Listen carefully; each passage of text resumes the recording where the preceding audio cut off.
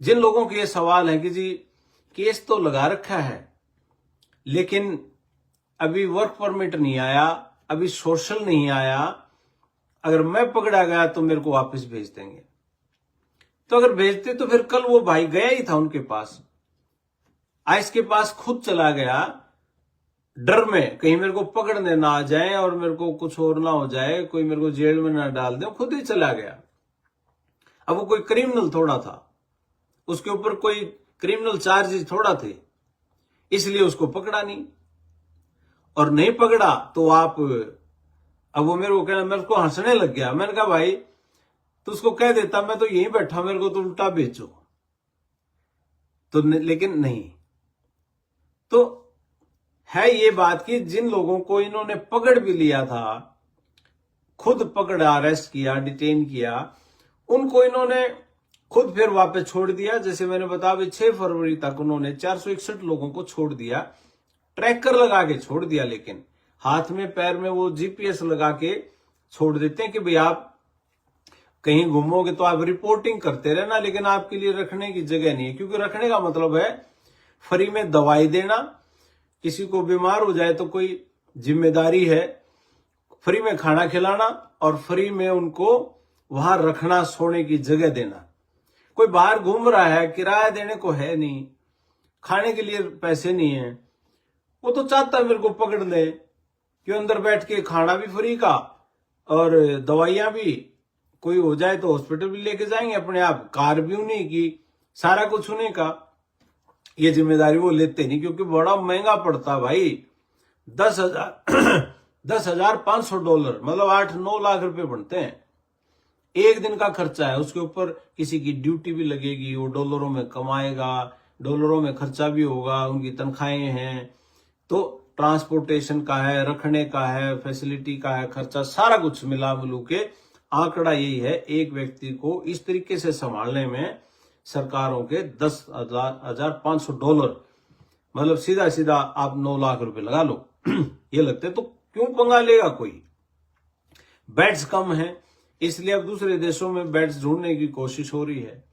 लेकिन ये एक ऐसी कहानी थी कि भाई हम तो कह रहे हैं छुप जाओ, ये कर लो, वो कर लो। मैं कह रहा हूं कि वो खुद ही चला गया, उनके पास सिर्फ अप्लाई कर रखा है, एलियन नंबर था उसके पास, ना वर्क परमिट था, ना सोशल था, कुछ भी नहीं था। उसको लगा कि मेरे लिए तो आसान है और जाके वहां आइस के दफ्तर में चला गया। लेकिन उसको उन्होंने गुस्सा किया, बैठा तो रखा 2-3 घंटे, 2-3 घंटे बैठा के बात बूत करके, क्यों वापस जाना चाहता है, क्या प्रॉब्लम है, तूने असाइलम लगा रखी है, तेरी तो जान को खतरा था वहां, क्यों जाना चाहता वापस। वो बोला जी ना को नहीं मेरी जान न खतरा, झूठ बोलूं था, कौन, उसमें विश्वास नहीं करा। बोला ना यहीं बैठ, यहीं रह, नहीं जाने देंगे। वापस धमका के गुस्सा करके वापस भेज दिया। ये एक ऐसा एग्जाम्पल है आप लोगों के लिए। और एक इसको तो उन्होंने वापस भेजा, जिनको उन्होंने पकड़ा उनको पकड़ के भाई रखने की जगह नहीं थे तो वापस छोड़ दिए। लेकिन मैं फिर से कह रहा हूं, धरपकड़ उन्हीं लोगों की है जिनके ऊपर क्रिमिनल चार्जेस है। मैंने कल भी परसों भी बताया था, 4 अलग अलग कैटेगरीज बना रखी है। एक जिनके ऊपर क्रिमिनल चार्जेस हैं, और दूसरा जिनके ऊपर क्रिमिनल चार्जेस थे लेकिन किसी तरीके से वो पेरोल पे आ गए थे, या उनके जो उस पे आते हैं बॉन्ड भर के आए हुए थे और कोर्ट में वापस नहीं गए जब उनकी पेशी थी, वो लोग हैं। एक वो है जिन पे डिपोर्टेशन लगी हुई थी, केस की सुनवाई होगी, सारा काम हो गया और वो सुनवाई के बाद उनके ऊपर कोर्ट ने कह दिया भी आपका असाइलम पास नहीं होगा। एक वो लोग थे तो इस तरह का।